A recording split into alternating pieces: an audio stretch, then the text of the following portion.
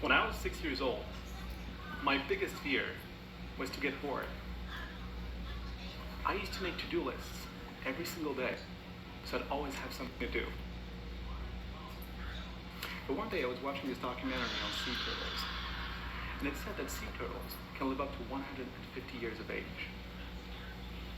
And I realized, as a 6-year-old kid, that I'm probably not going to live that long. I'm going to die. It was such a strange realization. Don't you feel weird sometimes when you realize that no matter what you do in life, you're still going to die in the end? So I ran to my mother and asked her, Mom, is it true that we're all going to die someday? You, me, Dad, my friends? And she said, yes, we're all going to die. There's nothing you can do about that. And I was horrified. I started to cry, and I cried so hard because of what death meant. It literally means the end of existence, the end of everything. And I wondered, what's the point of all this?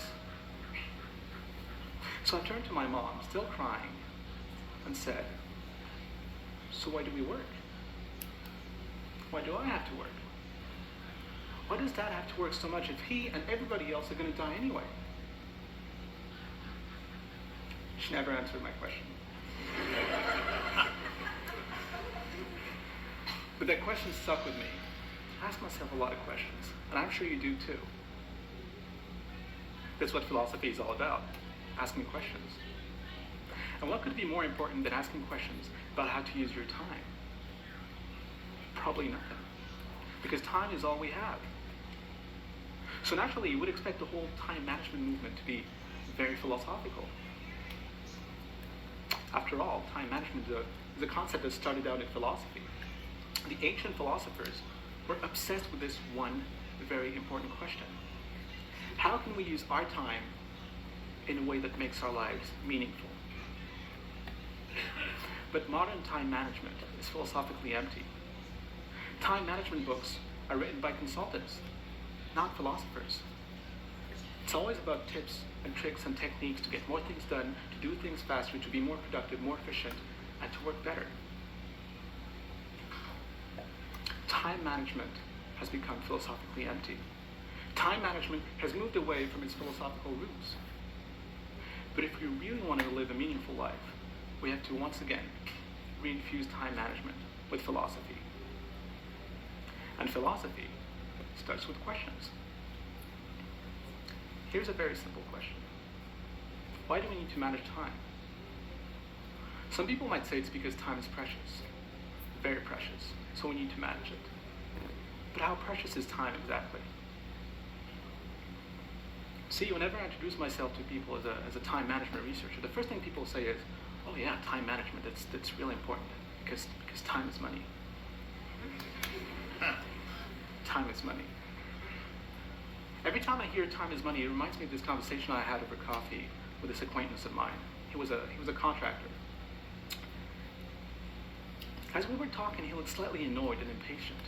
So I asked him, Jeff, what's going on, man? Everything all right?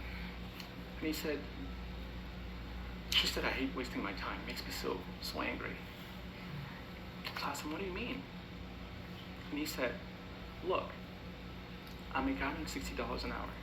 That means every hour I spend with you, I'm losing $160.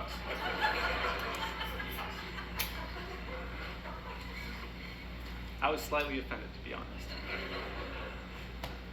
But it's what he said next that really shocked me. He said, whenever I'm spending time with my own kids, it makes me so angry because, yeah, I'm spending time with them, but every hour I spend with my kids, I'm not making $160. And this is not just an anecdote. You can see this everywhere. Experiments show that whenever people start to think of time as money, they become more agitated, less happy, always in a rush. And importantly, they get greedy. They become less likely to help people out, to volunteer, or to think about the environment. Because nothing else matters when you're making $160 an hour. The real question is money the real value of time?